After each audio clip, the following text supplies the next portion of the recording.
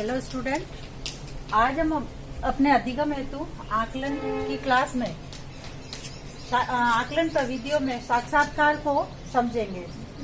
साक्षात्कार का अर्थ समझ लेते हैं। पहले साक्षात्कार होता क्या है। साक्षात्कार अंग्रेजी के इंटरव्यू का हिंदी पर्याय है। यानी सामान्य अर्थों में अंग्रेजी का जो इंटरव्यू शब्द है उसका हिंदी पर्याय है साक्षात्कार। अब इस साक्षात्कार के दो पक्ष होते हैं, एक तो इंटरव्यू लेने वाला और दूसरा देने वाला। यानी साक्षात्कार को एक ऐसा चित्र माना है जिसके द्वारा जो इंटरव्यू दे रहा है साक्षार्थी को कार्य विशेष के योग्य अथवा अयोग्य घोषित किया जा सकता है। यानी उस इंटरव्यू के जरिए जिसका इंटरव्यू ले रहे हैं उसके जरिए उसको योग्य या अयोग्य घोषित किया जा सकता है। वर्तमान समय में जो साक्षात्कार के जो उद्देश्य है और बहुत सारे उद्देश्य है, जैसे भिन्नता को लेकर है, भिन्नता को लेकर कई परिवर्तन हुए हैं साक्षात्कार में। अब साक्षात्कार के जो उद्देश्य है वह विभिन्नता के आधार पर साक्षात्कार कभी कभी चयन के आधार पर होता है, कभी कभी मनोवृत्तियों के आधार पर होता है, कभी कभी तो सलाह तो कभी मूल्यांकन आदि के आधार पर साक्षात्कार होता है। यानी हम सामान्य अर्थों में माने और बोले तो साक्षात्कार का अर्थ है एक उसमें इंटरव्यू लेने वाला होता है और एक देने वाला होता है, जिसमें सवाल जवाब के माध्यम से व्यक्ति साक्षात्कार को करता है तथा करवाता है। यानी समझे तो साक्षात्कार का सीधा साधा सामान्य अर्थ है इंटरव्यू लेना और देना। जैसे जॉन डब्ल्यू वेस्ट का कहना है कि साक्षात्कार एक प्रकार से मौखिक प्रकार की प्रश्नावली है। इसके अंतर्गत उत्तर लिखने के स्थान पर आमने सामने की स्थिति में विषयी मौखिक उत्तर देता है। इस प्रकार साक्षात्कार दो व्यक्ति के मध्य परस्पर सहमत अथवा समझते हुए उद्देश्यों के लिए नियोजित अंतःक्रिया है, जिसमें किसी विशेष क्षेत्र पर ध्यान केंद्रित किया जाता है। यानी साक्षात्कार वह प्रक्रिया है जो मौखिक रूप से प्रश्नों के माध्यम से पूर्ण किया जाता है इसको। यानी एक जो साक्षात्कार लेने वाला होता है और एक साक्षात्कार देने वाला होता है, जो आमने सामने बैठकर आमने सामने की स्थिति में एक प्रश्न पूछता है और दूसरा उत्तर देता है, और यही प्रश्न पूछने उत्तर देने की प्रक्रिया को हम साक्षात्कार कहते हैं। अब हम पढ़ेंगे साक्षात्कार के प्रकार। अब है साक्षात्कार के प्रकार। मुख्य तौर पर साक्षात्कार 4 प्रकार के होते हैं और इन 4 प्रकार के साक्षात्कार के भी उपभाग होते हैं। सबसे पहले कार्य के अनुसार साक्षात्कार। कार्य के अनुसार साक्षात्कार में पहले उपचार साक्षात्कार, फिर है निदानात्मक और उसके बाद है अनुसंधान।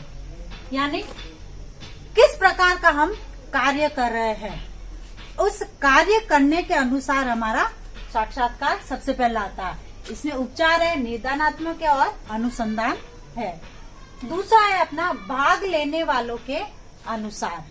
अब भाग लेने वालों के अनुसार जैसे सामूहिक साक्षात्कार है और व्यक्तिगत साक्षात्कार है। यानी साक्षात्कार या इंटरव्यू सामूहिक रूप से भी हो सकता है और एक एक पर्टिकुलर व्यक्तिगत रूप से भी हो सकता है। अब है संपर्क की अवधि के अनुसार। यानी संपर्क की अवधि कितनी है, कैसी है, जिसमें दीर्घकालिक संपर्क और दूसरा है अल्पकालिक संपर्क। यानी अपना जो संपर्क है लंबे समय के लिए साक्षात्कार हो रहा है या छोटे समय के लिए। उसके बाद है साक्षात्कारकर्ता तथा विषयों के संबंध तथा अंतःक्रिया के अनुसार। चौथा है अपना साक्षात्कारकर्ता यानी जो साक्षात्कार ले रहा है, जो दे रहा है, उसके संबंध तथा अंतःक्रिया के अनुसार। उसमें ध्यान केंद्रित साक्षात्कार, फिर है अनिर्देशित साक्षात्कार, और उसके बाद है पुनरावृत्ति साक्षात्कार। यानी चौथे प्रकार के साक्षात्कार में भी 3 बताए हैं, जिसमें केंद्रित साक्षात्कार, अनिर्देशित साक्षात्कार और फिर है पुनरावृत्ति साक्षात्कार। केंद्रित यानी तो उस पर ध्यान केंद्रित करना। उसके बाद है अनिर्देशित, जिसमें किसी प्रकार के निर्देश नहीं दिए जाते हैं। और पुनरावर्तित साक्षात्कार में क्वेश्चन को पुनरावृत्ति रूप में पूछा जाता है। अब अपने साक्षात्कार कौशल के मुख्य तत्व, जिसमें सबसे पहले घनिष्ठता स्थापित करना तथा उद्देश्य स्पष्ट करना। यानी साक्षात्कार कौशल के मुख्य तत्व में सबसे पहले घनिष्ठता स्थापित करना या उद्देश्य स्पष्ट करना। यानी जो किसी भी साक्षात्कार को सबसे पहले शुरू करने से पहले यह कर्तव्य बनता है साक्षात्कारकर्ता का कि वो दोनों के मध्य, साक्षात्कार देने वाला और लेने वाला के मध्य घनिष्ठ संबंध स्थापित होने के साथ ही साक्षात्कार से पूर्व दोनों पक्षों के मध्य सामंजस्य स्थापित करना चाहिए। और सामंजस्य स्थापित करने के बाद उस स्थापित करने के लिए परिचय देना है, परिचय लेना है, नाम पूछना है, ये सब उसमें आता है। तो जब हम किसी से नाम वगैरह पूछेंगे, घनिष्ठता से संबंध स्थापित करेंगे, उसके बाद हम अपना उद्देश्य स्पष्ट करेंगे। फिर अपना दूसरा है प्रश्न पूछना। यानी प्रश्न पूछने से मतलब है, यानी साक्षात्कार की प्रक्रिया में मुख्यतः जो शुरू किया जाता है इंटरव्यू, वह प्रश्न पूछने से लेकर ही शुरू किया जाता है। अब जब हम प्रश्न को पूछते हैं, उस समय हमें विभिन्न प्रकार की जो है विभिन्न प्रकार के जो कार्य है, उन सब का हम मुख्य रूप से ध्यान रखेंगे। यानी अनेक ऐसी बातें हैं साक्षात्कार में जिसको ध्यान रखना आवश्यक है। इसमें सबसे पहले आएगा अपना भाषा। यानी जब हम इंटरव्यू लेते हैं उस समय हमें ध्यान रखना चाहिए कि मानव जो है, यानी जो मनुष्य है, जो व्यक्ति है, वह हमारी समस्त क्रिया प्रक्रियाओं को समझ सके और समझने का सबसे सशक्त माध्यम बनता है। तथा साक्षात्कार का तथ्य जो है, साक्षात्कार पर भी यह माध्यम लागू होता है, यानी समझने और समझाने का। तो जो है साक्षात्कार में वही भाषा का प्रयोग करना चाहिए जो उत्तरदाता पूर्ण रूप से समझता हो। यानी पहले से ही उसी भाषा का प्रयोग करना चाहिए जिससे वह इंटरव्यू देने वाला समझता हो। यानी साक्षात्कार में ऐसी भाषा का प्रयोग रखना चाहिए, यानी जैसे प्रश्न पूछते समय हम अगर उससे पूछे कि तुम क्या कर रहे हो, तो यह अपनी गलत भाषा होगी। किंतु अगर हम ये पूछे कि आप कहाँ रहते हैं, आप क्या करते हैं, आपकी शादी हो गई है, तो यह अपनी भाषा पे सबसे बड़ा इफेक्ट डालता है। तो यानी इंटरव्यू में जो सबसे बड़ा माध्यम है वह है अपना भाषा।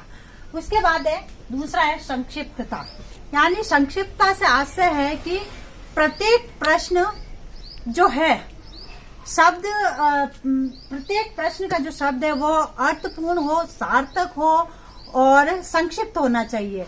जैसे कि उदाहरण दूं कि क्या आप बता सकते हैं कि आपके परिवार में कितने सदस्य हैं, तो मतलब यह अपना संक्षिप्त उत्तर पूछना, यानी सदस्यों की संख्या पूछी है।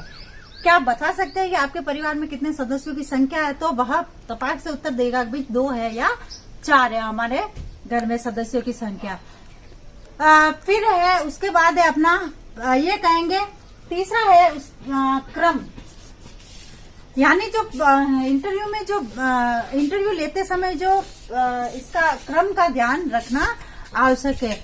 यानी जब एक कुशल साक्षात्कार करता इंटरव्यू लेने वाला जब इंटरव्यू लेता है तो वह कभी भी प्रश्नों को नहीं दोहराता है। यानी एक ही प्रश्न को अगर बार बार पूछेंगे तो वह अव्यवस्थित हो जाता है। जैसे उदाहरण दूं कि वर्तमान समय में आप क्या व्यवसाय कर रहे हैं, या आपका जन्म कहाँ हुआ, आपका जन्म कब हुआ। अगर इस क्वेश्चन को मैं एक ही बार पूछूं क्रम के अनुसार तो यह सही रहेगा। किंतु अगर मैं इन्हीं प्रश्नों को घुमा फिरा के बिना क्रम के अनुसार बार बार पूछूंगी तो वो इंटरव्यू देने वाला कंफ्यूज हो जाएगा। अब है अपना विमुक्त प्रश्न, यानी विमुक्त प्रश्न वह है जिसकी सीमा निर्धारण होती है। जैसे किसी के बारे में प्रश्न पूछना कि अगर आपने किसी को ये सब्जेक्ट दिलाया है तो क्यों दिलाया है, उसका कारण बताइए। इस तरीके के जो क्वेश्चन होते हैं वो विमुक्त प्रश्न होते हैं। उसके बाद है संयोजित प्रश्न। संयोजित प्रश्न वो होते हैं जिसके अंतर्गत पूर्व अनुमान लगाया जा सकता है और पूर्व अनुमान लगाने से वह संयोजित प्रश्न कहलाते हैं। जैसे क्या आप अविवाहित हैं या क्या आपका विवाह हो चुका है, इस तरह के संयोजित प्रश्न पूछे जा सकते हैं साक्षात्कार लेने वाले से।